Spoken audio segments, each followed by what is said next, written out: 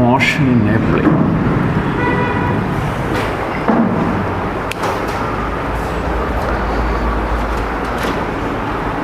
നോക്കാം എന്താ പ്ലെയിൻ എന്ന് വെച്ചാൽ. പ്ലെയിൻ മോഷനെ പ്ലെയിൻ എന്ന് ഉദ്ദേശിക്കുന്നത് എന്താണ്? ഇപ്പം കഴിഞ്ഞ ചാപ്റ്റർ ഏതായിരുന്നു? മോഷനെ സ്ട്രെയിറ്റ് ലൈൻ. അപ്പോൾ അതും ഇത് തമ്മിലുള്ള വ്യത്യാസം എന്താ? അതും ഇതും തമ്മിലുള്ള വ്യത്യാസം എന്താ? Motion in A straight line എന്ന് ഉദ്ദേശിക്കുന്നത് ഏതെങ്കിലും ഒരാക്സിസിലൂടെ മാത്രം മൂവ് ചെയ്യാം. ഇപ്പോൾ എക്സ് ആക്സിസ്, ഇതാണ് നമ്മൾ എക്സ് എന്ന് പറയുന്നത്. ഓക്കെ, അപ്പോൾ ഒബ്ജക്റ്റ് ഇങ്ങനെ തന്നെ മൂവ് ചെയ്യുന്നു എക്സിൽ മാത്രം, അല്ലെങ്കിൽ വൈയിൽ മാത്രം. ഏതെങ്കിലും ഒരാക്സിസാണ്, വൈയിൽ മാത്രം, അല്ലെങ്കിൽ ഇസഡ് അങ്ങോട്ടും ഇങ്ങോട്ടും. ക്ലിയർ? അപ്പോൾ ഏതെങ്കിലും ഒരാക്സിസിലാണ് മൂവ്മെൻ്റ് എങ്കിൽ നമുക്ക് അതിനെ എന്ത് വിളിക്കാം? Straight line motion, rectilinear motion എന്നൊക്കെ നമുക്ക് വിളിക്കാം. പക്ഷെ അതേസമയം ഒന്നിൽ കൂടുതൽ ആക്സിസ് ഉണ്ടെങ്കിൽ, ഒന്നിൽ കൂടുതൽ ആക്സിസ്, ക്ലിയർ ആണോ? ഒന്നിൽ കൂടുതൽ എന്ന് പറയുമ്പോൾ അതിനെ നമ്മൾ പ്ലെയിൻ എന്ന് വിളിക്കും. അപ്പോൾ എക്സും വൈയും ഉണ്ടെങ്കിൽ എക്സ് വൈ പ്ലെയിൻ. അപ്പോൾ 2 ഡയമെൻഷനായി, രണ്ടുണ്ട്, എക്സും വൈയും ഉണ്ട്. വൈയും ഇസഡ് ആണെങ്കിലോ, വൈയും ഇസഡും, വൈ ഇസഡ് പ്ലെയിൻ, അപ്പോഴും 2 ഡയമെൻഷനാണ്. ക്ലിയർ അല്ലേ? എക്സ് ഇസഡ് പ്ലെയിൻ ആണെങ്കിലോ അപ്പോഴും 2 ഡയമെൻഷനാണ്. ക്ലിയർ ആയോ? എക്സ് വൈ ഇസഡ് ആണെങ്കിലോ, 3 ഉണ്ടെങ്കിലോ 3 ഡയമെൻഷൻ. ഓക്കെ, അപ്പോൾ നമ്മൾ പഠിച്ച കോൺസെപ്റ്റുകൾക്കൊന്നും വ്യത്യാസമില്ല. നമ്മൾ അവിടെ പഠിച്ചു, സ്പീഡ് പറഞ്ഞു, കഴിഞ്ഞ ക്ലാസ്സിൽ നമ്മൾ സ്പീഡ് പറഞ്ഞു, വെലോസിറ്റി പറഞ്ഞു, ആക്സലറേഷൻ പറഞ്ഞു, ഇതെല്ലാം ഇവിടെയുണ്ട്.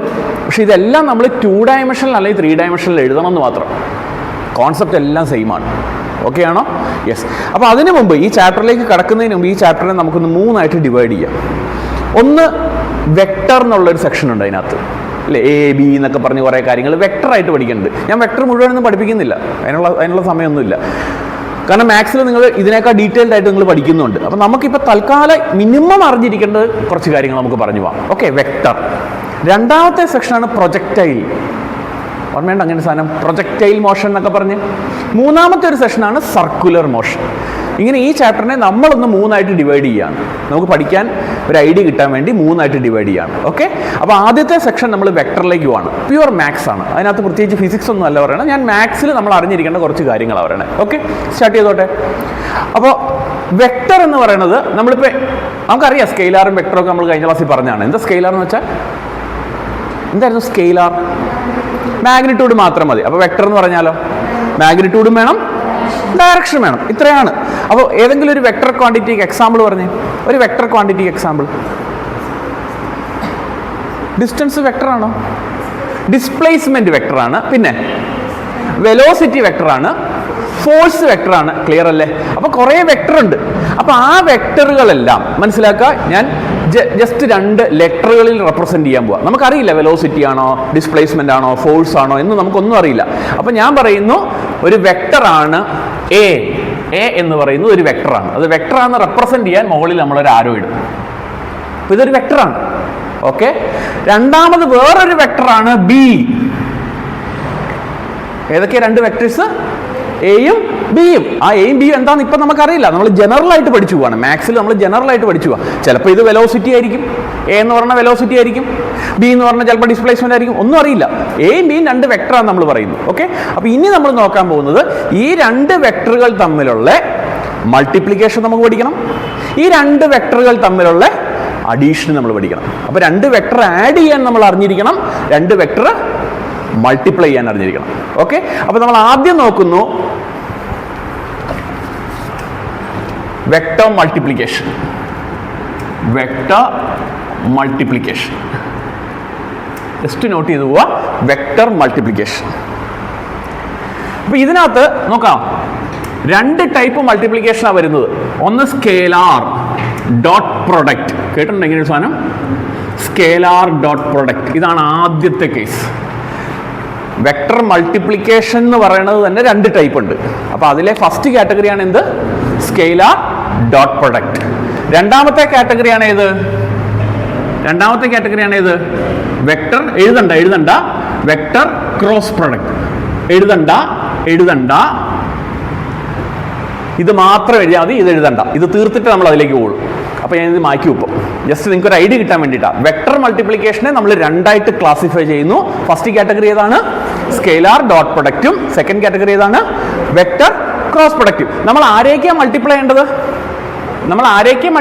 പോരട്ടെ, രണ്ട് വെക്ടറുകൾ. ഏതൊക്കെയാണ് നമ്മുടെ രണ്ട് വെക്ടർ? വെക്ടർ എയും വെക്ടർ ബിയും. ക്ലിയർ? അങ്ങനെ വെക്ടർ എയും വെക്ടർ ബിയും മൾട്ടിപ്ലൈ ചെയ്യുമ്പോൾ നമുക്കൊരു റിസൾട്ട് കിട്ടില്ലേ? ആ റിസൾട്ട് എന്ന് പറയുന്നത് സ്കെയിലാർ ആണോ വെക്ടർ ആണോ? വെക്ടർ ആണോ? നമ്മൾ എടുത്തിരിക്കുന്ന രണ്ടുപേര് ആരൊക്കെയാ? എയും ബിയും. അത് വെക്ടർ ആണോ സ്കെയിലാർ ആണോ? രണ്ടും വെക്ടേഴ്സാ. ശരിയാണോ? അത് രണ്ടും വെക്ടേഴ്സാ. പക്ഷെ മൾട്ടിപ്ലൈ ചെയ്ത് കിട്ടുന്ന റിസൾട്ട് ആരാണ്? സ്കെയിലാർ ആണോ വെക്ടർ ആണോ? യെസ്, അവിടെ റിസൾട്ട് സ്കെയിലാർ ആകാം അല്ലെങ്കിൽ വെക്ടർ ആകാം. റിസൾട്ട് സ്കെയിലാർ ആണെങ്കിൽ അവിടെ നമ്മൾ സ്കെയിലാർ ഡോട്ട് പ്രൊഡക്റ്റ് ആണ്.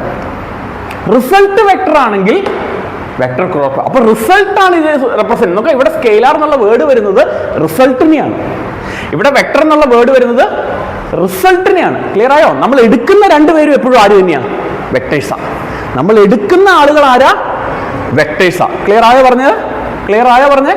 രണ്ട് വെക്ടറുകൾ മൾട്ടിപ്ലൈ ചെയ്താൽ കിട്ടുന്ന റിസൾട്ട് സ്കെയിലാർ ആകാം, വെക്ടർ ആകാം. തിയറി പാർട്ടുകളാണ് ഇതെല്ലാം. ഓക്കെ, അപ്പോ ഇനി റിസൾട്ട് സ്കെയിലാർ ആണെങ്കിൽ നമ്മൾ അവിടെ യൂസ് ചെയ്യുന്ന പ്രൊഡക്റ്റ് ഏതാണ്? സ്കെയിലാർ ഡോട്ട് പ്രൊഡക്റ്റ് ആണ്. റിസൾട്ട് വെക്ടർ ആണെങ്കിൽ യൂസ് ചെയ്യുന്ന ഏതാണ്? വെക്ടർ ക്രോസ് പ്രൊഡക്റ്റ് ആണ്. ഇനി നമുക്ക് അതിന്റെ ഡെഫിനിഷനിലേക്ക് നോക്കാം. സോ ഇവിടെ നമ്മൾ ഫസ്റ്റ് ഡെഫിനിഷൻ പഠിക്കുന്നത് A dot B equal to A B cos theta. ഇങ്ങനെ ഒരു സാധനം കേട്ടിട്ടുണ്ടോ? A dot B equal to A B cos theta. ഇതൊന്ന് നോക്കാം. മഷീലാണ്, അത് തെളിയാത്താണോ നോക്കി. ഇനി നോക്കോ, എ ഡോട്ട് ബി. അപ്പൊ ഇത് എഴുതി പോവാ. ഫസ്റ്റ് ഡെഫിനിഷൻ എന്താണ്? A dot B equal to A B cos theta. അതേസമയം ഇവിടെ നമ്മൾ എഴുതുന്നത് A cross B equal to A B sine theta. ഓർമ്മയുണ്ടോ? A cross B equal to A B sine theta എന്നാണ്. വ്യത്യാസം എന്താ വെച്ച് കഴിഞ്ഞാൽ അത് ഇവിടെ രണ്ടിടത്ത് നമ്മൾ മുകളിൽ ആരോ ഇടും, ഇവിടെ രണ്ടിടത്ത് മുകളിൽ ആരോ ഇടും. പക്ഷെ ഈ ഡെഫിനിഷനിൽ ആരോ ഇടില്ല. കോൺസെപ്റ്റ് ഇതാണ്. ഇത് എ എന്ന് പറഞ്ഞ വെക്ടറാ, ബി എന്ന് പറഞ്ഞത് എന്താ? വെക്ടറാ. ഒരു വെക്ടർ എന്ന് പറഞ്ഞാൽ അവിടെ മാഗ്നിറ്റ്യൂഡും ഉണ്ട്, ഡയറക്ഷൻ ഉണ്ട്. ആ മാഗ്നിറ്റ്യൂഡാണ് ഈ കിടക്കുന്നത്. ഡയറക്ഷനാണ് ആംഗിൾ. അപ്പൊ ഇവിടുന്നത് ഈ ഡയറക്ഷൻ ആംഗിൾ ആണത്. മനസ്സിലാവുണ്ടോ? അപ്പൊ മാഗ്നിറ്റ്യൂഡിനെയും ഡയറക്ഷനെ നമ്മൾ സെപ്പറേറ്റ് എഴുതി വെച്ചേക്കുവാണ്. ക്ലിയർ? അപ്പൊ A dot B equal to A B cos theta എന്ന് പറയുന്നത് സ്കെയിലാർ ഡോട്ട് പ്രൊഡക്റ്റ് ആണ്. A cross B equal to A B sine theta എന്ന് പറയുന്നത് വെക്ടർ ക്രോസ് പ്രൊഡക്റ്റ് ആണ്. ക്ലിയർ? ഇനി ഇതിന് എക്സാമ്പിൾ നോക്കിക്കഴിഞ്ഞേ. Example F dot S. ആലോചിച്ചോ നിങ്ങൾ. F dot S, F S cos theta. F എന്ന് പറഞ്ഞാൽ എന്താ? ആലോചിച്ചോക്കെ. എഫ് എന്ന് പറഞ്ഞാൽ എന്താ? ഫോഴ്സ്. എസ് എന്ന് പറഞ്ഞാൽ എന്താ? ഡിസ്പ്ലേസ്മെന്റ്. എഫ് ഫോഴ്സ് വെക്ടർ അല്ലേ, എസ് ഡിസ്പ്ലേസ്മെന്റ് വെക്ടർ അല്ലേ? രണ്ട് വെക്ടർ മൾട്ടിപ്ലൈ ചെയ്തപ്പോൾ F S cos theta. F dot S എന്താ? വർക്കാണ്. വർക്ക് സ്കെയിലാർ ആണ്. അപ്പൊ ഇത് മൾട്ടിപ്ലൈ ചെയ്യുമ്പോൾ കിട്ടുന്ന റിസൾട്ട് സ്കെയിലാർ ആണ്. മനസ്സിലായോ? W equal to F dot S, അതാണ് സാധനം. W equal to F dot S. ചിന്തിച്ചു നോക്ക്, ഡബ്ല്യു സ്കെയിലാർ ആണ്. ഇനി അതേസമയം ഇവിടെ നമ്മൾ നോക്കുമ്പോ ആർ ക്രോസ് എഫ്. ഓർമ്മയുണ്ട് ഇങ്ങനെ ഒരു സാധനം? R cross F. ടോർക്ക്. മനസ്സിലാവുണ്ടോ? സോ ടോർക്ക് വെക്ടറാണ്. അപ്പൊ ക്രോസ് പ്രൊഡക്റ്റ് വരുന്ന ഇടം വെക്ടറും ഡോട്ട് പ്രൊഡക്റ്റ് വരുന്നത് സ്കെയിലാറാണ്. ജസ്റ്റ് നിങ്ങൾക്കൊന്ന് ക്ലിയർ ആകാൻ വേണ്ടി ഞാൻ പറഞ്ഞു തന്നേ ഉള്ളൂ തൽക്കാലം. അത് വിട്ടേരെ. ഇനി നെക്സ്റ്റ് കുറേ ഉണ്ട് ഇതിനകത്ത്, പക്ഷെ നമുക്ക് അത്യാവശ്യം വേണ്ടത് മാത്രം ഞാൻ പറഞ്ഞു പോവാം. ഓക്കെ, ഇനി നമ്മൾ കേട്ടിട്ടുണ്ട് ഈ I J K are the unit vectors. ഉണ്ടോ ഇങ്ങനെ ഒരു സാധനം? I J K are the unit vectors കേട്ടിട്ടുണ്ടോ? അപ്പോൾ അതെങ്ങനെയാണ് നമുക്ക് ചെയ്യണമെന്ന് നോക്കാം. നോക്കിക്കോളൂ. നിങ്ങൾ നോട്ടിൽ എഴുതേണ്ടത് മാത്രം ഞാൻ ഇവിടെ എഴുതാം, ബാക്കിയൊക്കെ സൈഡിൽ എഴുതിപ്പോ നോക്കാം. എന്താണ് ഐ എന്ന് പറയുന്ന സാധനം റെപ്രസെന്റ് ചെയ്യുന്നത്? എന്താണ് ജെ? നിങ്ങൾക്ക് എന്താ മനസ്സിലായത്? എന്താണ് ഐ, എന്താണ് ജെ, എന്താണ് കെ? നിങ്ങൾക്ക് എന്താ മനസ്സിലായത്? അറിയാമോ ഇല്ലയോ? മാത്സ് ഐ ജെ കെ കുറെ പഠിച്ചിട്ടുണ്ട്, പക്ഷെ നിങ്ങൾ എന്താണ് സാധനം എന്ന് മനസ്സിലായോ? പെട്ടെന്ന് കണ്ട 2i + 3j എന്താണെന്ന് അറിയാമോ? അറിയാവുന്ന പറട്ടെ. നിങ്ങൾക്ക് എന്ത് മനസ്സിലായി? ഇങ്ങനെ കേട്ടിട്ടുണ്ടോ? 2i + 3j അങ്ങനെ കേട്ടിട്ടുണ്ടോ? അതെന്താ സാധനം? ഇക്വേഷനാണ്. ഓക്കെ, അല്ല വേറെ എന്തെങ്കിലും ഫിസിക്കൽ മീനിങ് ഒന്നുമില്ല. നോക്കിയേ, ഇങ്ങനെ ഒരു സിസ്റ്റം ഉണ്ടെന്ന് ചോദിക്കുക, കോർഡിനേറ്റ് സിസ്റ്റം, എക്സ് ആക്സിസും വൈ ആക്സിസും. ഇവിടെ ഒരു പോയിന്റ് ഉണ്ട് 2,3. ഇതിന്റെ മീനിങ് എന്താണ്? ഇങ്ങനെ പറഞ്ഞാലെങ്കിലും എന്താ മനസ്സിലാവേണ്ടത്? എന്താണ് ഈ 2? എന്താണ് 2? 2 എന്ന് പറയുന്നത് അവിടെ എക്സ് ആക്സിസിന്റെ വാല്യൂ ആണ്, അത്ര അറിയാം. എന്താണ് 3? വൈ ആക്സിസിന്റെ വാല്യൂ ആണ് എന്നറിയാലോ, ഉറപ്പാണോ? അപ്പൊ ഈ പോയിന്റിനെ നമ്മൾ റെപ്രസെന്റ് ചെയ്തത് എങ്ങനെയാ? 2,3. ആ പോയിന്റിനെ നമ്മൾ റെപ്രസെന്റ് ചെയ്യുന്നത് എങ്ങനെയാണ്? 2,3. ആ 2,3 എന്നുള്ളത് ജോമെട്രിക്കൽ റെപ്രസെന്റേഷൻ ആണ്. അതേ പോയിന്റിനെ വെക്ടർ ആയിട്ട് റെപ്രസെന്റ് ചെയ്താൽ നമ്മൾ എഴുതുന്നതാണ് 2i + 3j. അപ്പൊ i എന്ന് പറഞ്ഞാൽ അവിടെ എക്സ് ആക്സിസിന്റെ വാല്യൂ ആണെന്നും j എന്ന് കണ്ടു കഴിഞ്ഞാൽ അവിടുത്തെ y ആക്സിസിന്റെ വാല്യൂ ആണെന്നും മനസ്സിലാവണം. മനസ്സിലായോ? ക്ലിയർ ആയോ പറഞ്ഞത്? അപ്പോൾ അങ്ങനെയാണെങ്കിൽ ഇത് ഈ പോയിന്റ് 4,5 എങ്ങനെയാ വെക്ടർ ഫോമിൽ എഴുതുന്നത്?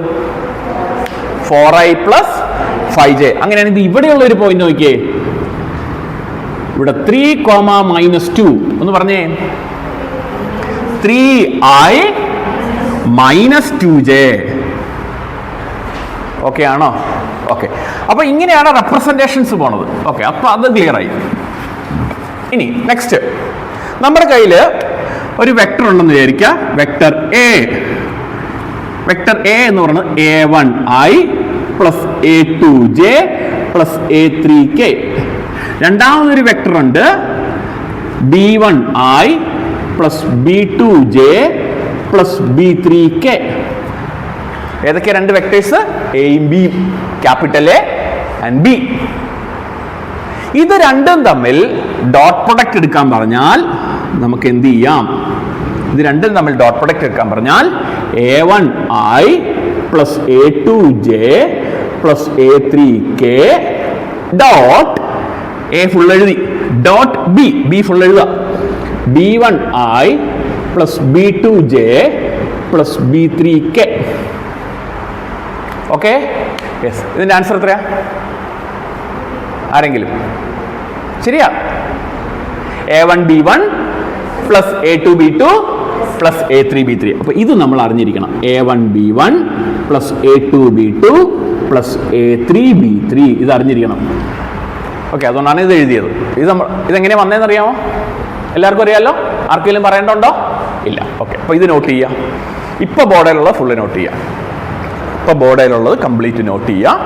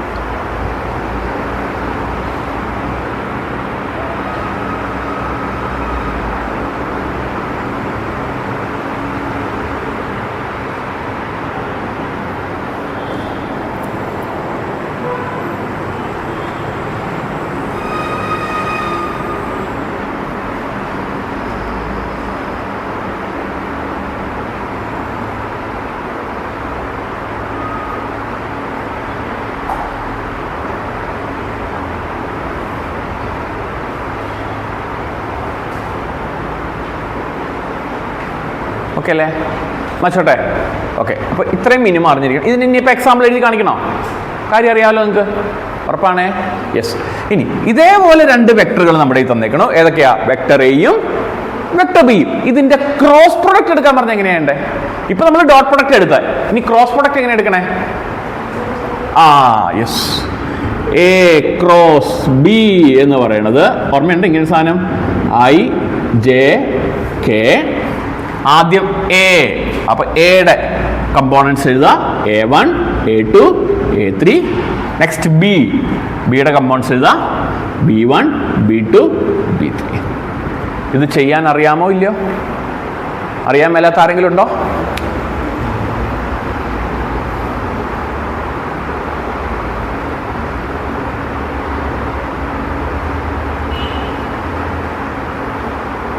ഇത് ചെയ്യാൻ അറിയാമോ? സോൾവ് ചെയ്യാൻ അറിയാമോ?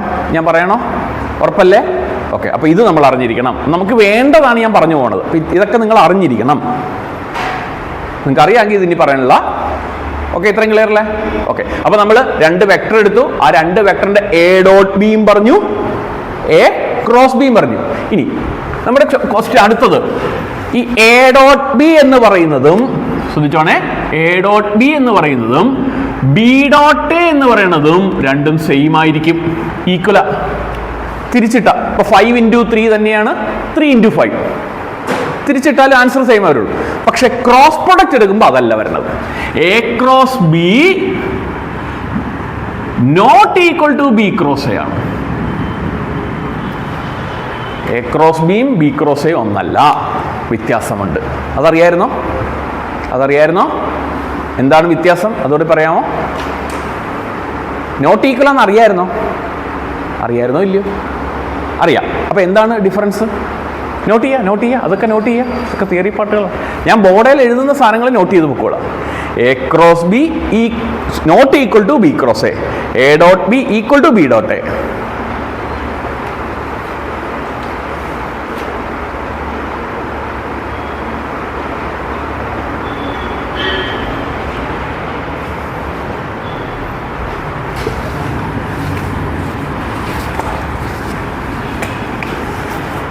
നോക്കാം എന്താണ് ഡിഫറൻസ്. ഡയറക്ഷനിലാണ് ഡിഫറൻസ്. പറഞ്ഞുതരാം. ഡയറക്ഷനിലാണ് ഡിഫറൻസ്. അത് മാത്തമാറ്റിക്കലി എഴുതുമ്പോൾ എന്താണ് വ്യത്യാസം എന്ന് പറഞ്ഞുതരാം. ഇപ്പോൾ for example A cross B എന്ന് പറയുന്നത് കുറച്ച് നേരത്തേക്ക് ഇങ്ങനെ മാത്സ് ആട്ടോ, നമുക്ക് കുറച്ച് കഴിയുമ്പോൾ ഫിസിക്സിലേക്ക് വരാം. ഓക്കെ, ഇത് എ ക്രോസ് ബി എന്ന് പറയുന്നത് ഞാൻ പറയുകയാണ്, എനിക്ക് കിട്ടിയേക്കുന്നത് 7i + 2j - 5k ആണെന്ന് വിചാരിക്കാം. ക്ലിയർ? എത്രയാണ് കിട്ടിയേക്കുന്നത്? A cross B 7i + 2j - 5k. അങ്ങനെയാണെങ്കിൽ ബി ക്രോസ് എത്രയായിരിക്കും? ആർക്കെങ്കിലും? എ ക്രോസ് ബി തന്നിട്ടുണ്ട്, എനിക്ക് ബി ക്രോസ് എ വേണം. എഴുതാൻ പറ്റുമോ ആർക്കെങ്കിലും? എസ് ഒന്നോ? അവിടെ ഇല്ല. തിരിച്ചെഴുതിയാൽ മതി. എ ക്രോസ് ബി നമുക്ക് കിട്ടിയാൽ ബി ക്രോസ് എഴുതാം. എന്ത് ചെയ്യാം? ഇതെന്താ? 7i - 7i. ഇതെന്താ? +2j. അപ്പൊ -2j. ഇത് -5k. അപ്പൊ +5k. പ്ലസ് എല്ലാം മൈനസ് ആവും, മൈനസ് എല്ലാം പ്ലസ് ആവും. അപ്പൊ ഡയറക്ഷൻ ചേഞ്ച് ചെയ്യും. മനസ്സിലായോ? ന്യൂമറിക്കൽ വാല്യൂസ് സെയിം ആയിരിക്കും, മാഗ്നിറ്റ്യൂഡ് സെയിം ആയിരിക്കും. ക്ലിയർ ആയ വ്യത്യാസം എന്താണ്? അതുകൊണ്ടാണ് A cross B not equal to B cross എന്ന് പറയുന്നത്. എ ക്രോസ് ബിയുടെയും ബി ക്രോസ് എയുടെയും മാഗ്നിറ്റ്യൂഡ് സെയിം ആണ്.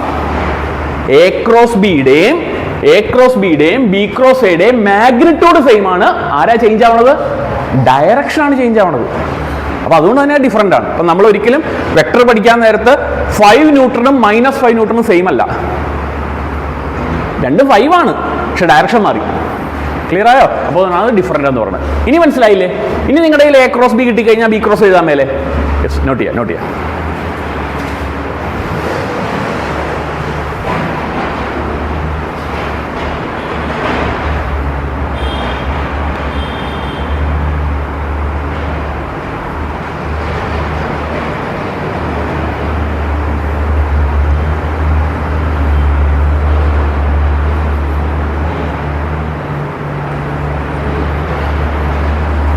ഓക്കേണോ? ഇനി അടുത്തത് മാച്ചോട്ടെ. നിങ്ങൾക്കറിയാം വെക്ടർ തന്നെ പറയാൻ നമുക്ക് ഒരു ദിവസം എടുക്കും അല്ലേ? വെക്ടർ തന്നെ അത്രയും ഉണ്ട്, പക്ഷെ അത്ര ഒന്നും നമുക്ക് പറയാനുള്ള സമയമില്ല. നമുക്ക് വേണ്ട അത്യാവശ്യം കാര്യം പറയണം. കാരണം ഇതില്ലാതെ ഈ +1 +2 മുന്നോട്ട് പോകില്ല അല്ലേ? എല്ലാ ടേംസിലും വെക്ടർ അപ്ലൈ ചെയ്യണം.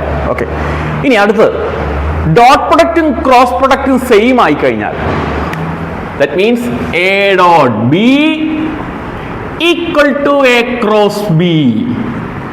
ഇങ്ങനെ ഒരു ക്വസ്റ്റ്യൻ പറയാണ്. If A dot B equal to A cross B, then what is the angle between A and B? What is the angle between A and B. Question എന്താണ്? If A dot B equal to A cross B, what is the angle between A and B? Question എഴുതിക്കോളൂ.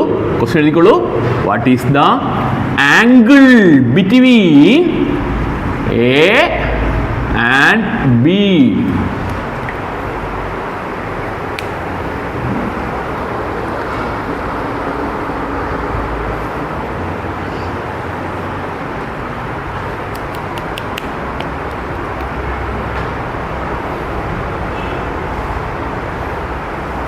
Okay, ഇവിടെ angle എന്ന് പറയുന്നത് theta. എന്താ A dot ബിയുടെ definition?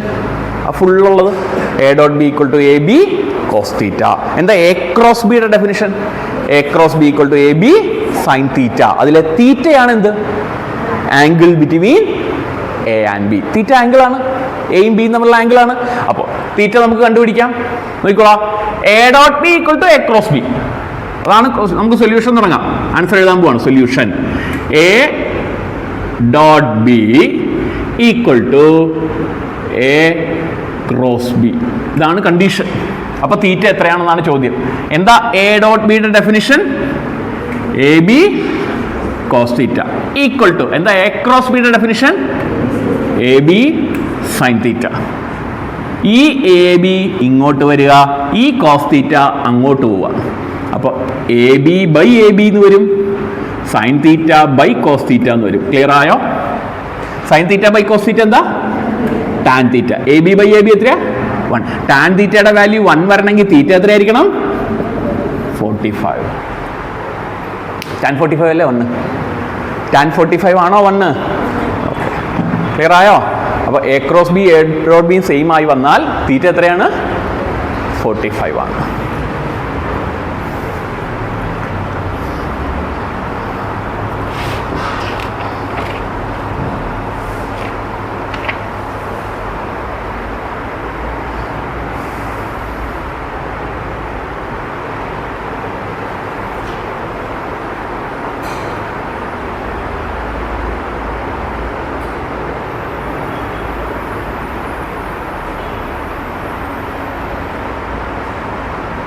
Okay, ഇത്രയും പറഞ്ഞത് clear ആണോ? ഇത്രയും പറഞ്ഞു പോയത് ക്ലിയർ ആണോ? ഓക്കെ, നമുക്ക് അടുത്തത് മിനിമം ഇത്രയെങ്കിലും അറിഞ്ഞിരിക്കുക കേട്ടോ. ഇതൊന്നും അല്ല, ഇനിയുണ്ട് കണ്ടന്റ്, ഇനിയുണ്ട്. നിങ്ങൾക്കറിയാം വെക്ടറൊക്കെ നല്ല ഡെപ്തിലുണ്ട് പഠിക്കാൻ. നമുക്ക് മിനിമം ഇത്രയെങ്കിലും അറിഞ്ഞിരിക്കാം. നമുക്ക് ഒരുമാതിരിപ്പെട്ട ക്വസ്റ്റ്യൻസ് ഒക്കെ ഇത് വെച്ച് ചെയ്യാം. ഓക്കെ, ഇനി വെക്ടർ അഡീഷൻ അറിയാമോ? ഇവിടെ നമ്മൾ 2 വെക്ടർ എടുക്കുന്നു, വെക്ടർ എയും വെക്ടർ ബിയും. അത് തമ്മിൽ ആഡ് ചെയ്യുക, അതാണ് വെക്ടർ അഡീഷൻ. ഇപ്പം ഇത്രയും നേരം നമ്മൾ പറഞ്ഞത് വെക്ടർ മൾട്ടിപ്ലിക്കേഷനാണ്. അപ്പം ഇനി നമ്മൾ അടുത്ത് പറയാൻ പോണത് വെക്ടർ അഡീഷനാണ്. നമ്മുടെ ഈ ചാപ്റ്ററിൻ്റെ first session vector addition. 2 vector add ചെയ്യണം. 2 സ്കെയിലാർ എങ്ങനെ ആഡ് ചെയ്യണേ? 5 കിലോ അരി പ്ലസ് 3 കിലോ അരി എത്രയാ? 5 കിലോ അരിയും 3 കിലോ അരിയും എത്രയാ? 8 കിലോ അരി. വെറുതെ ആഡ് ചെയ്താൽ മതി. അത് സ്കെയിലാറാണ്. എന്തുകൊണ്ടാണ് ഞാൻ സ്കെയിലാർ എന്ന് പറയാൻ കാരണം? എന്തുകൊണ്ട്? അരി ആയതുകൊണ്ടാണ്. പിന്നെ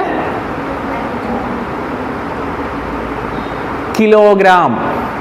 കിലോഗ്രാം എന്തിൻ്റെ യൂണിറ്റാ? Mass. Mass is a scalar quantity അല്ലേ? Mass is a scalar quantity. ശരിയാണോ? 5 കിലോഗ്രാം അരി 3 കിലോഗ്രാം അരി. അവിടുത്തെ യൂണിറ്റ് ശ്രദ്ധിക്കുക, കിലോഗ്രാം. കിലോഗ്രാം എന്നുള്ളത് മാസ്സാണ്, മാസിൻ്റെ യൂണിറ്റാണ്. മാസ് സ്കെയിലാറാണ്, അതുകൊണ്ടാണ് അത് 2 വെറുതെ ആഡ് ചെയ്തത്. അതേസമയം 5 ന്യൂട്ടൺ. 5 ന്യൂട്ടൺ. ന്യൂട്ടൺ എന്താ? ന്യൂട്ടൺ ആരുടെ യൂണിറ്റാ? ന്യൂട്ടൺ. ഫോഴ്സിന്റെ യൂണിറ്റാ. ശരിയല്ലേ? 5 ന്യൂട്ടണും 3 ന്യൂട്ടണും കൂടി ആഡ് ചെയ്യാൻ പറഞ്ഞാൽ 5 + 3 ചെയ്ത് വെച്ചാൽ പോരാ. അവിടെ ഡയറക്ഷൻ ഇമ്പോർട്ടൻ്റാ. കാരണം ന്യൂട്ടൺ എന്ന് പറയുന്നത് ഫോഴ്സിന്റെ യൂണിറ്റാ. ഫോഴ്സ് ഒരു വെക്ടറാണ്. ക്ലിയർ ആയോ? അപ്പോൾ അങ്ങനെയുള്ളടത്ത് വെക്ടർ അഡീഷൻ വേണം. സോ വെക്ടർ അഡീഷൻ നോക്കിക്കോളാം. നമ്മുടെ കയ്യിൽ 2 വെക്ടർ ഉണ്ട്, എയും ബിയും. 2 വെക്ടർ ആരൊക്കെയാണ്? എയും ബിയും. അതിനെ ആഡ് ചെയ്യുമ്പോൾ വെക്ടറാണ് കേട്ടോ. അതിനെ ആഡ് ചെയ്യുമ്പോൾ അതിനെ നമ്മൾ വിളിക്കുന്നതാണ് റിസൾട്ടന്റ് കാണുക. കേട്ടിട്ടുണ്ടാവും പേര്.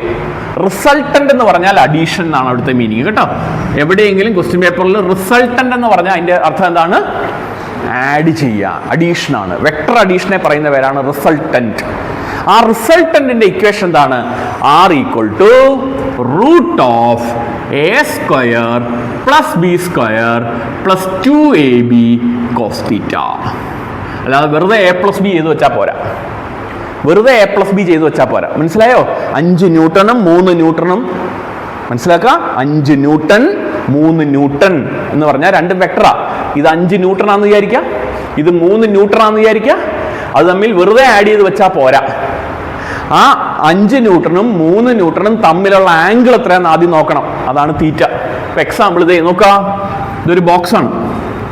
ഈ ബോക്സിലേക്ക് ഞാൻ ദേ ഇവിടുന്ന് ഇങ്ങനെ ഒരു ഫോഴ്സ് അപ്ലൈ ചെയ്യണം. ഇതാണ് 5 ന്യൂട്ടൺ. ചുമ്മാ നീട്ടി വരച്ചു എന്നേ ഉള്ളൂ ഞാൻ. മനസ്സിലാക്കുക? ഈ ടേബിളിലേക്ക് ഞാൻ ഒരു ഫോഴ്സ് അപ്ലൈ ചെയ്യുക, അതാണ് ഉദ്ദേശിക്കുന്നത്. ഇവിടുന്ന് വേറൊരാൾ ഫോഴ്സ് അപ്ലൈ ചെയ്യാണ്, 3 ന്യൂട്ടൺ. ക്ലിയർ ആയോ? ഓക്കെ. അപ്പൊ ഇപ്പൊ ഈ 5ഉം 3ഉം തമ്മിലുള്ള ആംഗിൾ ആണ് എത്ര? തീറ്റ. അത് നോക്കിയിട്ട് വേണം അതിന്റെ റിസൾട്ടന്റ് കണ്ടുപിടിക്കാൻ വേണ്ടിയിട്ട്. ക്ലിയർ അല്ലേ പറഞ്ഞേ? മനസ്സിലായോ പറഞ്ഞേ? അപ്പോൾ രണ്ട് വെക്ടേഴ്സ് ആഡ് ചെയ്യണമെങ്കിൽ അതിന്റെ റിസൾട്ടന്റ് ഇക്വേഷൻ എന്താണ്? Root of A square plus B square plus 2ab cos theta. Okay, yes. Note ചെയ്തോണേ, നോട്ട് ചെയ്തോണേ, നോട്ട് ചെയ്യണം. ഇനി when തീറ്റ ഈക്വൽ ടു 0 എന്താ ചേഞ്ച് വരണേ? തീറ്റ 0 എന്ന് വെച്ചാൽ അതിന്റെ അർത്ഥം എന്താണ്? തീറ്റ 0 എന്ന് വെച്ചാ കോസ് 0. ഓക്കെ, അതെനിക്ക് മനസ്സിലായി. കോസ് 0 എന്നാണ് ഇപ്പൊ പറഞ്ഞത്. അവിടെ തീറ്റ 0 എന്ന് പറഞ്ഞാൽ എയും ബിയും തമ്മിലുള്ള angle 0. That means A and B are parallel. മനസ്സിലായോ? A and B are parallel. ആ കേസ് ഒന്ന് നോക്കിക്കേ, ആ കേസ് ഒന്ന് നോക്കിക്കേ. ഇതൊരു ഒബ്ജക്റ്റ്, ഈ ഒബ്ജക്റ്റിലേക്ക് എ എന്ന് പറയുന്ന ഒരു ഫോഴ്സ് കൊടുക്കുന്നു, ബി എന്ന് പറയുന്ന ഒരു ഫോഴ്സ് കൊടുക്കുന്നു. ക്ലിയർ? ഇത് 5 ന്യൂട്ടൺ ആണെന്ന് വിചാരിക്കുക, ഇത് 3 ന്യൂട്ടൺ ആണെന്ന് വിചാരിക്കുക. ക്ലിയർ ആയോ? ഇപ്പൊ രണ്ടും ഞാൻ കൊടുത്തിരിക്കുന്നത് എങ്ങനെയാ? പാരലൽ, ഒരേപോലെ. മറ്റൊന്ന് ഇങ്ങനെ ആംഗിൾ അല്ലേ? ഇവിടുത്തെ ആംഗിൾ എത്രയപ്പം? 0. അപ്പൊ തീറ്റ 0 ആണെന്ന് പറഞ്ഞാൽ നമ്മൾ മനസ്സിലാക്കിക്കോണം എയും ബിയും എങ്ങനെയാണ്? പാരലൽ ആണെന്ന് മനസ്സിലാക്കണം. അതാണ് ആദ്യത്തെ വേർഡ്. അപ്പൊ പാരലൽ ആണെങ്കിൽ തീറ്റ എത്രയാണ്? എന്തുകൊണ്ട് ഇങ്ങനെയൊക്കെ പറഞ്ഞു തന്നത്? ക്വസ്റ്റ്യൻ പേപ്പറിൽ ചിലപ്പോൾ പറയും 2 forces are acting parallelly. Parallel എന്ന് വേർഡ് കണ്ടു കഴിഞ്ഞാൽ മനസ്സിലാവണം തീറ്റയുടെ വാല്യൂ എത്രയാണ്? 0 ആണെന്ന് മനസ്സിലാവണം. കിട്ടിയോ? 2 forces are acting anti parallelly എന്ന് വെച്ചാലോ? Anti parallelly. Parallelly okay, anti എവിടുന്ന് വന്നു? അവൻ ചിന്തിച്ചതാ. ഏത് ആന്റി? ആന്റി പാരലൽ എന്ന് വെച്ചാൽ എന്താ? അങ്ങോട്ടും ഇങ്ങോട്ടും 180 ഡിഗ്രി, 180 ഡിഗ്രി. മനസ്സിലാക്കണം. ഇതൊരു ഫോഴ്സ് എ, ഇത് ഇങ്ങോട്ടൊരു ഫോഴ്സ് ബി. ഇതിനെ വിളിക്കുന്നതാണ് ആന്റി പാരലൽ. ക്ലിയർ ആയോ? പറഞ്ഞേ, പറയുന്നത് മനസ്സിലാവുന്നുണ്ടോ? ഫിസിക്സ് അല്ല ഈ പഠിപ്പിക്കണേ, എന്തുവാ? മാത്സാ. ഇത് അറിഞ്ഞിട്ട് വേണം ഈ ചാപ്റ്ററിലേക്ക് ഇനി പോവാൻ. ആന്റി പാരലൽ എന്ന് പറഞ്ഞാൽ തീറ്റയുടെ വാല്യൂ എത്രയാ? 180 ഡിഗ്രി.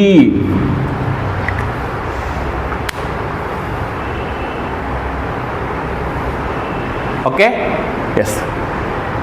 ഇനി ബാക്കി പറഞ്ഞോട്ടെ.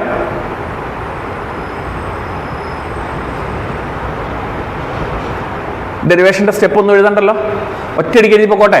ഓക്കെ, ഇതെങ്ങനെയാ വന്നേന്നൊന്നും ഇനി കാണണ്ടല്ലോ, ആൻസർ എഴുതി പൊക്കോട്ടെ. യെസ്. രണ്ട് കേസസാണ് ഞാൻ പറഞ്ഞത്. ഒന്ന്, തീറ്റയുടെ വാല്യൂ എത്ര വരണം? 0. രണ്ടാമത് തീറ്റയുടെ വാല്യൂ എത്രയാണ്? 180. തീറ്റയുടെ വാല്യൂ 0 വന്നാൽ ഇവിടെ എന്ത് വരുമെന്ന് ആലോചിച്ച് നോക്കിയേ. പെട്ടെന്ന് പറഞ്ഞു പോവാം, എന്നിട്ട് ആൻസർ എഴുതാം. തീറ്റയുടെ വാല്യൂ ഇവിടെ എത്രയാ? 0. അപ്പൊ cos 0 എത്രയായി? cos 0 1 ആണോ? cos 0 1. അപ്പൊ ബാക്കി ഒന്ന് വായിച്ചു നോക്കിയേ. Root of A square plus B square plus 2ab. A square plus B square plus 2ab എന്ന് പറഞ്ഞാൽ A plus B whole square. ആ എ പ്ലസ് ബി ഹോൾ സ്ക്വയറിന്റെ റൂട്ട് എടുക്കുമ്പോൾ A plus B. So the resultant is A plus B. മനസ്സിലായോ? Theta 0 വരുവാണെങ്കിൽ നിങ്ങൾ വെറുതെ add ചെയ്ത് വെച്ചാൽ മതി. തീറ്റ 0 വരുവാണെങ്കിൽ പിന്നെ വേറെ ഒന്നും ചെയ്യേണ്ട, വെറുതെ ആഡ് ചെയ്ത് വെച്ചാൽ മതി, ആൻസർ കിട്ടും. A + B. ക്ലിയർ? ഇനി തീറ്റയുടെ വാല്യൂ എന്ത് വരണം? 180 വന്നാൽ ഇവിടെ തീറ്റയുടെ വാല്യൂ 180 ഇട്ട് കൊടുക്കുക. അപ്പൊ cos 180 -1. ആ -1 എന്നുള്ളത് മൈനസ് ഇവിടെ വരും. അപ്പൊ a² + b² - 2ab. a - b whole square. a - b whole സ്ക്വയറിന്റെ റൂട്ട് എടുക്കുമ്പോ a - b. റിസൾട്ടന്റ് എന്ന് പറഞ്ഞാൽ a - b ആണ്. വെറുതെ മൈനസ് ചെയ്ത് വെച്ചാൽ മതി.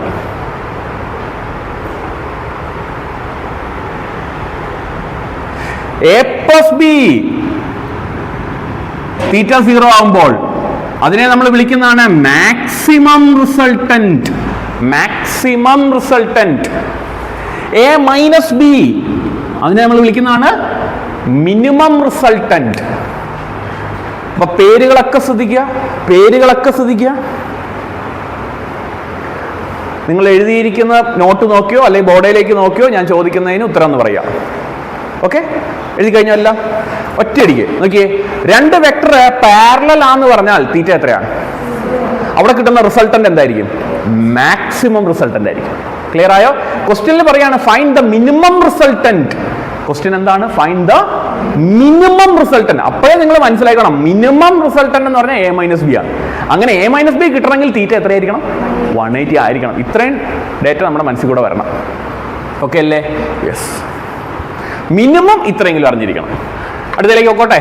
യെസ്, എന്ന് പറഞ്ഞാൽ ഞാൻ ഒരു എക്സാമ്പിളും കൂടി എഴുതിയിട്ട് ഞാൻ പറഞ്ഞുതരാം. a എന്ന് പറയുന്നത് 5 ന്യൂട്ടൺ ആണെന്ന് വിചാരിക്കാം, b എന്ന് പറയുന്നത് 2 അല്ലെങ്കിൽ 3 ന്യൂട്ടൺ ആണെന്ന് വിചാരിക്കാം. ക്ലിയർ ആയോ? ഓക്കെ, ഇതിന്റെ മാക്സിമം റിസൾട്ടന്റ് എന്ന് പറഞ്ഞാൽ എത്രയായിരിക്കും? പറഞ്ഞോ പെട്ടെന്ന് പറ. മാക്സിമം എന്ന് പറഞ്ഞാൽ എത്രയായിരിക്കും? a + b എത്രയാ? 8. 5 + 3 അല്ലേ? ആണോ? എത്ര ദിവസം പറയണം? a - b മിനിമം റിസൾട്ടന്റ് എത്രയാ? 2 ന്യൂട്ടൺ ആണ്. ഇവിടെ തീറ്റയുടെ വാല്യൂ എത്രയാ? 0. ഇവിടെ തീറ്റയുടെ വാല്യൂ എത്രയാ? 180. അപ്പൊ നമ്മൾ തീറ്റയുടെ വാല്യൂ 0ക്കും 180ക്കും ഇടയ്ക്ക് എടുത്താൽ എന്ത് സംഭവിക്കും? ഇപ്പൊ 45 ഡിഗ്രി, തീറ്റ = 60 ഡിഗ്രി എന്ന് പറഞ്ഞാൽ ഈ 2നും 8നും ഇടയ്ക്ക് എവിടെയെങ്കിലും കിട്ടും വാല്യൂ. മനസ്സിലായില്ലേ? തീറ്റയുടെ വാല്യൂ 0 ആണെങ്കിൽ 8 കിട്ടും, തീറ്റയുടെ വാല്യൂ 180 ആണെങ്കിൽ 2 കിട്ടും. അപ്പൊ ഇതിന്റെ ഇടയ്ക്കുള്ള ആംഗിൾ ആണെങ്കിൽ ഇതിന്റെ ഇടയ്ക്കുള്ള ആൻസറും കിട്ടും. 8നേക്കാൾ മുകളിൽ ഒരിക്കലും വരില്ല, 2നേക്കാൾ താഴെ പോകത്തുമില്ല. അതുകൊണ്ടാണ് 8നേക്കാൾ മുകളിൽ ഒരിക്കലും എനിക്ക് കിട്ടില്ല. 5ഉം 3ഉം കൂടി നിങ്ങൾ എങ്ങനെയൊക്കെ ഫോഴ്സ് അപ്ലൈ ചെയ്താലും മാക്സിമം നിങ്ങൾക്ക് കിട്ടാൻ പോണ എത്രയാ? 8. 5ഉം 3ഉം നിങ്ങൾ ഇനി എങ്ങനെയൊക്കെ അപ്ലൈ ചെയ്താലും മിനിമം നിങ്ങൾക്ക് എത്ര കിട്ടിയിരിക്കും? 2 കിട്ടും. 2 കുറവ് കിട്ടില്ലെന്ന് നിങ്ങൾ ഇനി എവിടെയൊക്കെ എന്തൊക്കെ ആംഗിൾ ചെയ്താലും. മനസ്സിലായോ? അതാണ് മിനിമം ഗ്യാരണ്ടി എന്ന് പറയുന്നത്. ആ മിനിമം വാല്യൂ ആണ് അവിടെ പറഞ്ഞിരിക്കുന്നത്. ഓക്കെ അല്ലേ? നെക്സ്റ്റ്. അപ്പോൾ വെക്ടർ എന്ന് പറഞ്ഞ സെക്ഷൻ മിനിമം ഇത്ര അറിഞ്ഞിരിക്കുക. നമ്മൾ അടുത്തേക്ക് പോവാണ്. Projectile motion. സമയമില്ല, അതുകൊണ്ട് പ്രൊജക്ടൈൽ മോഷൻ. നിങ്ങൾ ഒരു ടൈപ്പ് പ്രൊജക്ടൈലിലേ പഠിച്ചിട്ടുള്ളൂ. ഓക്കെ, അപ്പോൾ അത് നമുക്ക് നോക്കാം. മഷി ഉണ്ടായിരുന്നോ? അതിൽ തെളിയണില്ല. ഏതെങ്കിലും ഉണ്ടോ? മതി.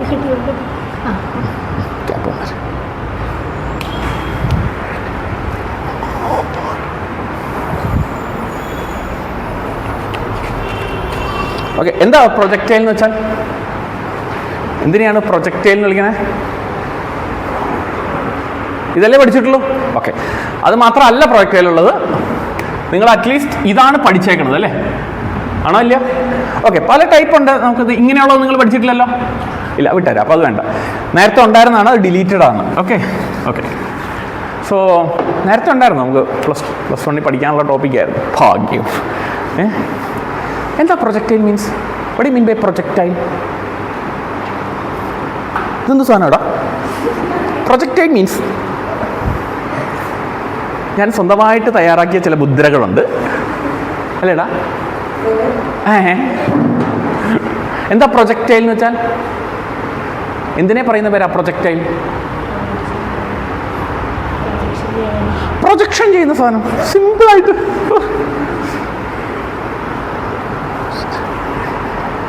ചുമ്മാ അല്ലേ, കിട്ടുവാണെങ്കിൽ കിട്ടട്ടെ. ഓക്കെ, പ്രൊജക്ടൈൽ എന്ന് പറയുന്നത് ഒരു ഒബ്ജക്റ്റിന് നമ്മൾ കൊടുക്കുന്ന പേരാണ്. ഒരു സാധനത്തിന് ഒരു ഒബ്ജക്റ്റ് നമ്മൾ പേര് കൊടുക്കുകയാണ്. ആ ഒബ്ജക്റ്റ് എങ്ങനെയായിരിക്കണം ചിന്തിക്കുക. ഒരു ഒബ്ജക്റ്റിൽ ഇനീഷ്യൽ ഫോഴ്സ് ഞാൻ കൊടുക്കും. എന്ത് കൊടുക്കും? ഇനീഷ്യൽ ഫോഴ്സ് കൊടുക്കും. എറിഞ്ഞാൽ പൊട്ടൂല്ലാത്ത എന്തെങ്കിലും സാധനം തന്നെ പൊട്ടിയാ എന്നെ പറയരുത്. ഇനീഷ്യൽ ഫോഴ്സ് ഞാൻ കൊടുക്കും. പിന്നെ അതിൻ്റെ കൺട്രോൾ എൻ്റെ കയ്യിലില്ല. പിന്നെ അതിൻ്റെ മോഷൻ എന്ന് പറയുന്നത് ഡ്യൂ ടു ഗ്രാവിറ്റിയാണ്, ഫോഴ്സ് ഓഫ് ഗ്രാവിറ്റി. ഇനിഷ്യലി ഞാൻ കൊടുക്കും. നോക്കാം, ഇനിഷ്യലി ഞാൻ കൊടുത്തു, പിന്നെ അതിനെ ഞാൻ കൺട്രോൾ ചെയ്തിട്ടില്ല. അപ്പൊ പിന്നെ അത് ഞാൻ ഇങ്ങനെയാണ് എറിഞ്ഞത്. ഫോർ എക്സാമ്പിൾ, ഞാൻ ഇങ്ങനെ എറിയുമ്പോൾ എന്തുകൊണ്ട് ഈ ക്യാപ്പ് നേരെ പോയില്ല? ഞാൻ ഇങ്ങനെ എറിഞ്ഞേ, പക്ഷെ ഈ ക്യാപ്പ് എങ്ങനെ പോളൂ? ഇങ്ങനെ പോളൂ. ശരിയല്ലേ? അപ്പൊ എന്തുകൊണ്ടാണ് അത് താഴേക്ക് പോയത്? Due to force of gravity. Earth അതിന്റെ സെന്ററിലേക്ക് വലിക്കുന്നു. എർത്ത് അതിന്റെ സെന്ററിലേക്ക് വലിക്കുന്ന ഫോഴ്സിനെ പറയുന്നവരാണ് ഫോഴ്സ് ഓഫ് ഗ്രാവിറ്റി. അങ്ങനെയുള്ള ബോഡിയെ വിളിക്കുന്ന പേരാണ് പ്രൊജക്ടൈൽ. ക്ലിയർ? അപ്പോൾ അതുകൊണ്ടാണ് ഞാൻ ഇങ്ങനെയുള്ള മോഡൽ പഠിച്ചോ എന്ന് ഞാൻ ചോദിച്ചത്. ഇപ്പം ഞാനിപ്പോൾ കാണിച്ച എക്സാമ്പിളാണ് ഇത്. ഓക്കെ, ഞാൻ ഇങ്ങനെ എറിഞ്ഞു. അപ്പം നേരെ ആയിരുന്നു പോകേണ്ടത്, പക്ഷെ ഇങ്ങനെ വന്നു. മനസ്സിലാക്കിയേ? ഈ ക്യാപ്പ് ഇങ്ങനെ വന്നു. അതേസമയം ഈ ക്യാപ്പ് ഈ കയ്യിൽ ഇരുന്നിട്ട് ഈ കയ്യിൽ ഞാൻ ഇവിടുന്ന് ഫോഴ്സ് കൊടുക്കുകയാണ്.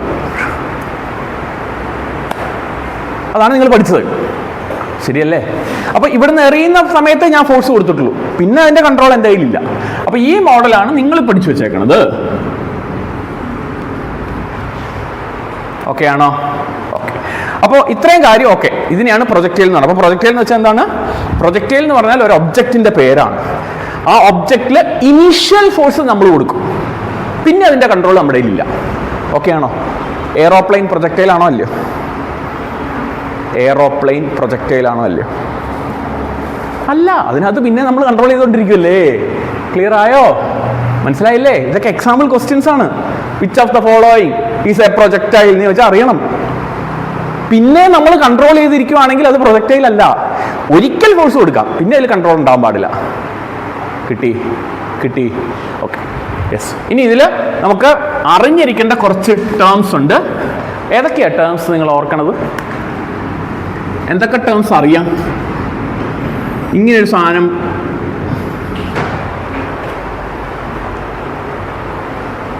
എനി ഐഡിയ ഇല്ല? ഓക്കെ, ഞാൻ ജസ്റ്റ് പറയാം. ഇക്വേഷൻസ് എഴുതിപ്പോ അല്ലാതെ ഡെറിവേഷൻസ് അങ്ങനത്തെ ഒന്നും വേണ്ട.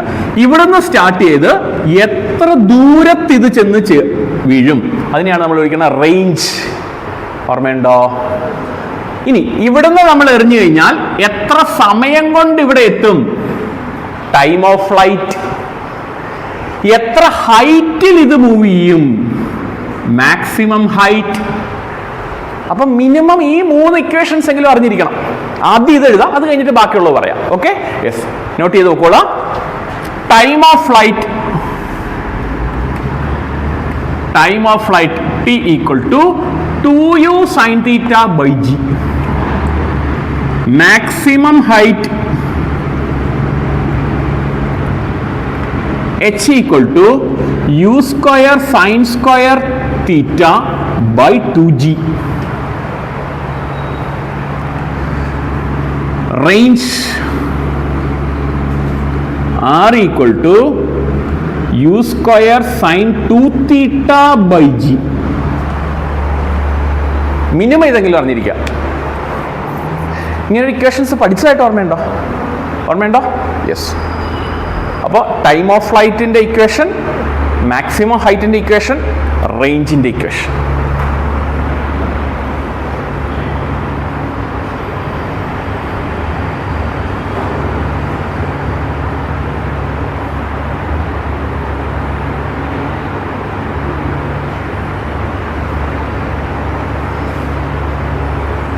ഓക്കെ, ഇത്ര എഴുതി കഴിഞ്ഞു.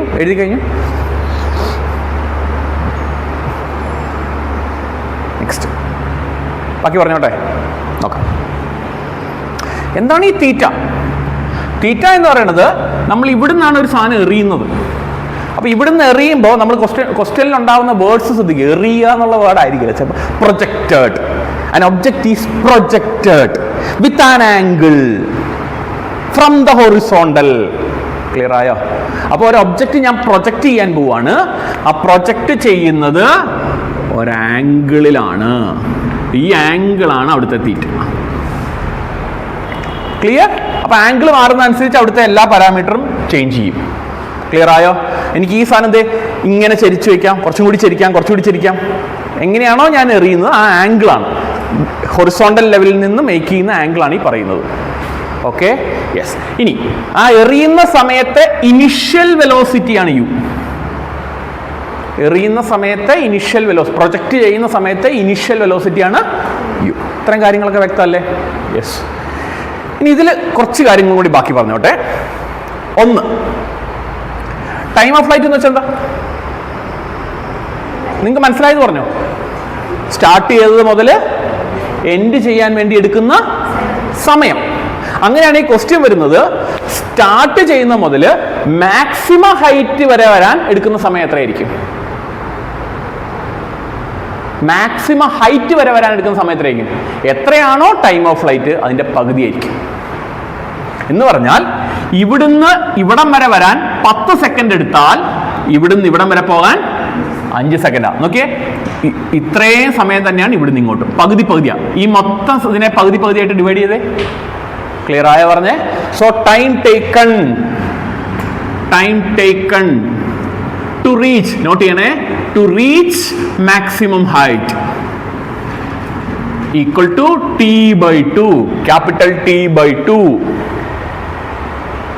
മാക്സിമം ഹൈറ്റിൽ എത്താൻ എടുക്കുന്ന സമയം എന്ന് ചോദിച്ചാൽ അത് ടൈം ഓഫ് ഫ്ലൈറ്റിന്റെ പകുതിയായിരിക്കും.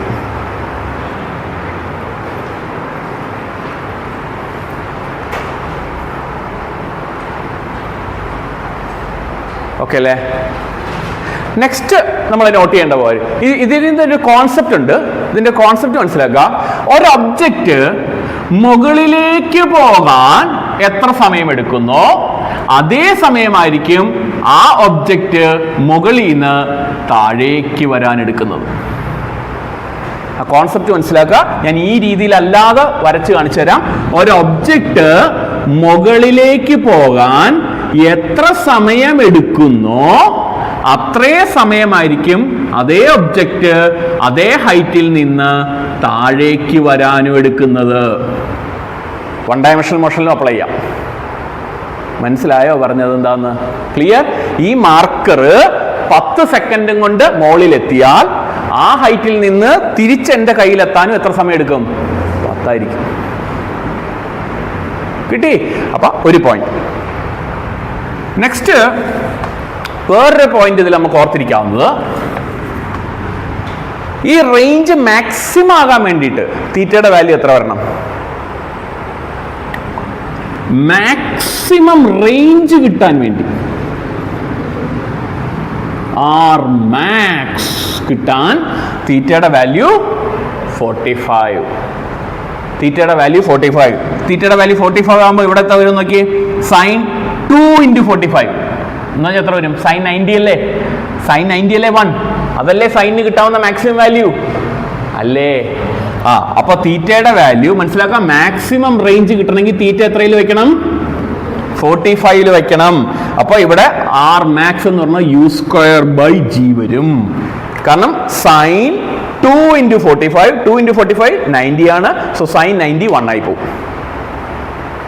കിട്ടിയോ? പറഞ്ഞ എന്താന്ന് മനസ്സിലായോ? മനസ്സിലായോ എന്ന് പറഞ്ഞാൽ എന്താ? മാക്സിമം റേഞ്ച് എവിടെ അപ്ലൈ ചെയ്യണമെന്ന് എന്തെങ്കിലും അറിയാമോ? മാക്സിമം റേഞ്ച് കിട്ടണം. ഷോർട്ട് പുട്ട് എറിയാണ് ഒരാൾ പോയി, ഷോർട്ട് പുട്ട് എറിയാം. ഷോർട്ട് പുട്ട് എറിഞ്ഞാൽ എങ്ങനെയാ പ്രൈസ് കിട്ടണത്? അടുത്ത് വീഴുമ്പോഴാണോ അകലെ വീഴുമ്പോഴാണോ? അകലെ വീഴണം അല്ലേ? അകലെ വീഴണമെങ്കിൽ അയാൾ പിടിക്കേണ്ട ആംഗിൾ എത്രയാണ്? 45. മനസ്സിലായോ? അപ്പൊ 45 ഡിഗ്രിയിൽ പിടിച്ചാൽ മാക്സിമം റേഞ്ചിൽ പോകും. കിട്ടി? രണ്ടാമത്, ഇപ്പൊ നമ്മൾ വാർഫീൽഡാന്ന് വിചാരിക്കുക, യുദ്ധം നടക്കുകയാണ്. അപ്പൊ ഈ യുദ്ധം നടക്കുമ്പോൾ ഈ ടാങ്കറിൽ നിന്നൊക്കെ മിസൈൽ പോകില്ലേ? വലിയ കുഴലൊക്കെ കാണാമല്ലേ? അപ്പൊ അത് എത്ര ആംഗിളിൽ വെച്ചാൽ മാക്സിമം ദൂരത്ത് പോകും? 45. അപ്പൊ റേഞ്ച് കൂടണമെങ്കിൽ അവിടുത്തെ ആംഗിളാണ് മാറ്റേണ്ടത്. സോ മാക്സിമം റേഞ്ച് കിട്ടണമെങ്കിൽ അവിടെ ആംഗിൾ 45 വയ്ക്കുക. ക്ലിയർ? നോട്ട് ചെയ്യുക, അത് നോട്ട് ചെയ്യാം. രണ്ടാമത്തെ ഒരു പോയിന്റ്, ഉറങ്ങരുത് ബ്രേക്ക് കഴിഞ്ഞ് ഉറങ്ങാനുള്ള. ആരാ സാർ ഉറങ്ങണത്? ആരാ സാർ ഉറങ്ങണത്? പറഞ്ഞോട്ടെ അടുത്ത്. തീറ്റയ്ക്കും ഇതല്ല, 90 മൈനസ് തീറ്റയ്ക്കും ഒരേ റേഞ്ച് ആയിരിക്കും. വല്ല മനസ്സിലായോ? പണ്ടേ ഒന്നും അറിയില്ല, പിന്നെ നമ്മളോടാ ചോദിക്കണത് ഇത് വല്ലതും മനസ്സിലായോന്നേ. ഇപ്പൊ ഞാൻ പറഞ്ഞത് വല്ലതും ക്ലിയർ ആയോ? തീറ്റയ്ക്കും 90 മൈനസ് തീറ്റയ്ക്കും ഒരേ റേഞ്ച് ആയിരിക്കും. ദാറ്റ് മീൻസ്, നോക്കണേ, ശ്രദ്ധിച്ചോണേ, ശ്രദ്ധിക്ക. When theta equal to 40 degree, തീറ്റ എത്ര? ആ 40 ഡിഗ്രിയിലാകുമ്പോൾ നമുക്കൊരു റേഞ്ച് കിട്ടുമല്ലോ. ഇതിനെയല്ലേ റേഞ്ച് എന്ന് വിളിക്കണത് അല്ലേ? 90 മൈനസ് തീറ്റ എന്ന് പറഞ്ഞാൽ ആൻസർ 90 മൈനസ് തീറ്റയുടെ വാല്യൂ എത്ര? 40. അപ്പൊ 90 മൈനസ് 40 എത്ര? 50. ദാറ്റ് മീൻസ് തീറ്റയ്ക്കും 90 മൈനസ് തീറ്റയ്ക്കും ഇത് 40 ഡിഗ്രി ആയിരുന്നു തുടക്കം. പിന്നെ നമ്മൾ എത്രയാക്കിയ ആംഗിള്? 50 ഡിഗ്രിയാ. ആ 50 ഡിഗ്രിയിലും റേഞ്ച് സെയിം ആയിരിക്കും, ഹൈറ്റ് മാറും. പറഞ്ഞാൽ മനസ്സിലായോ? എന്താന്ന് പറഞ്ഞാൽ മനസ്സിലായോ? ക്ലിയർ ആയോ പറഞ്ഞത്? അപ്പൊ തീറ്റയ്ക്കും 90 മൈനസ് തീറ്റയ്ക്കും റേഞ്ച്. അങ്ങനെയാണെങ്കിൽ 80 ഡിഗ്രിയിൽ പ്രൊജക്ട് ചെയ്യുന്ന ഒരു സാധനത്തിന്റെ അതേ റേഞ്ച് കിട്ടണ വേറൊരു ആംഗിൾ പറഞ്ഞേ. 80 ഡിഗ്രിയിലാണ് ഞാൻ പ്രൊജക്ട് ചെയ്യാൻ പോണത്, അതേ റേഞ്ച് കിട്ടണ വേറൊരു ആംഗിൾ പറഞ്ഞേ. 10. ഞാൻ പറഞ്ഞ തീറ്റ എത്രയാ? 80. അപ്പൊ 90 മൈനസ് തീറ്റ എത്രയാ? 90 മൈനസ് തീറ്റ എത്രയാ? 10. ക്ലിയർ ആയോ? അപ്പൊ 80 ഡിഗ്രിയിൽ പ്രൊജക്ട് ചെയ്താലും 10 ഡിഗ്രി പ്രൊജക്ട് ചെയ്താലും ചെന്ന് വീഴുന്നത് ഒരേ സ്ഥലത്തായിരിക്കും. ക്ലിയർ ആയോ? നോട്ട് ചെയ്യ്.